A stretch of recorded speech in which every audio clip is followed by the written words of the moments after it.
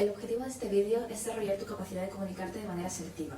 Como cualquier otro hábito, puede desarrollarse si te informas, entendiendo qué es la asertividad y para qué puede servirte, si te motivas reconociendo cuál es su valor y qué consigues aplicándola, y si practicas poniendo en marcha los consejos que voy a darte.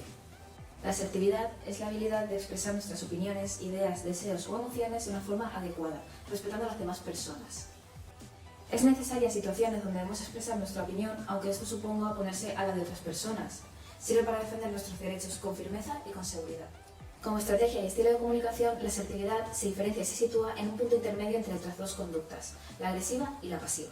En la conducta agresiva encontramos a personas sinceras, directas, que no tienen en cuenta cómo se sienten las demás y utilizan el insulto o sarcasmo.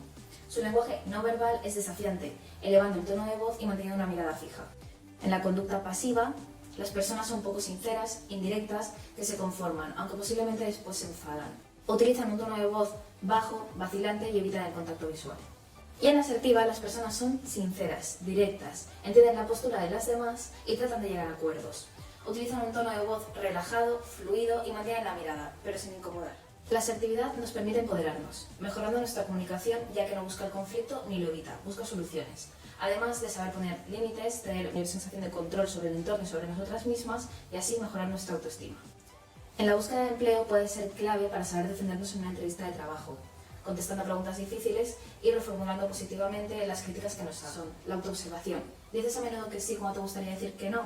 Te pones a la defensiva y elevas el tono de voz cuando alguien se pone a tus intereses.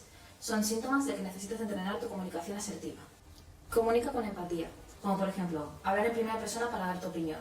Es mejor decir entiendo lo que quieres decir, pero yo no estoy de acuerdo, que estás equivocado. También el saber decir que no.